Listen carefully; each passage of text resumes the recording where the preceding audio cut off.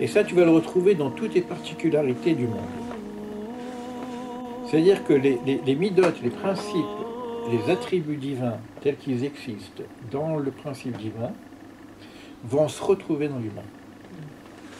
On est des petits microcosmes d'abord, on est microcosmes d'Adam Kadmon, etc. Mais on a aussi en nous les agirs divins. C'est-à-dire qu'il y a un très très beau livre de Cordovero qui s'appelle La Liste de Déborah, qui nous propose comme démarche d'être à l'imitation de Dieu. C'est-à-dire que les valeurs divines des attributs divins sont dans... C'est de l'hérédité, hein, c'est l'ADN spirituel.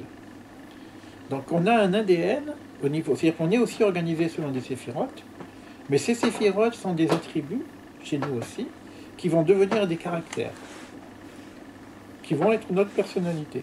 Le livre, c'est Ouais, quoi ? Le nom du livre, pardon, c'est quoi ? Le palmier de Déborah. Il est traduit en français. C'est pas la première fois que vous l'avez. Il est très très bon livre. C'est pas en français. C'est en français. Ah, c'est en français, ouais. Ok. Et c'est un grand kabbaliste qui l'a écrit, c'est Cordovero, mais c'est très accessible. Il y a un exemple dans l'âme de l'homme. La différence qu'il y a, les midotes qui sont dans le nefesh de l'homme, c'est vraiment son caractère. Il y a une relation de cause à effet, mais très intime, presque d'identité entre le caractère de l'humain, dans son âme, l'agir de l'humain, et ce qu'il est. D'accord ? L'âme de l'homme, il est très en rapport avec son corps et son action. D'accord ? Tandis que, quand on parle des attributs divins, on ne parle pas du caractère de Dieu. Il faut simplement les voir comme des midotes de l'agir, ce qu'on avait déjà dit, comme des lumières. Donc c'est des trucs qu'on avait déjà vus ou pas. Donc quand on parle des attributs divins, il faut faire très attention.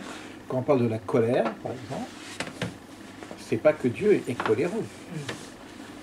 Il y a une fonction qui s'appelle colère, mais qui n'a rien à voir avec l'essence divine. Alors qu'est-ce que c'est la colère? C'est quand le courant ne passe plus, par exemple. Mais il y a une jalousie. On va utiliser des termes humains pour expliciter la fonction divine, mais qui n'a rien à voir avec le divin. Voilà. Alors c'est pour ça que il faut lire un peu le Guide des égarés, qui nous reprend aussi clairement que faire très attention quand on lit le texte, parce que le texte il va utiliser le langage humain pour parler des fonctions divines. Donc on va parler de la jalousie de Dieu, de la colère de Dieu, de la main de Dieu, de l'œil de Dieu, etc. Faites attention, d'accord ? Et même les midotes, même quand on parle de chesed, voura, l'amour, etc., ça n'a rien à voir avec ce que nous connaissons de l'amour. La sagesse divine, qui peut connaître le chorma de Dieu? Quand je parle de la chorma, moi je peux comprendre la chorma au niveau humain, mais ça a un rapport avec le rayon divin qui s'appelle chorma, mais le rayon divin qui s'appelle chorma n'a rien à voir avec le divin humain. C'est pas la même dimension. D'accord ?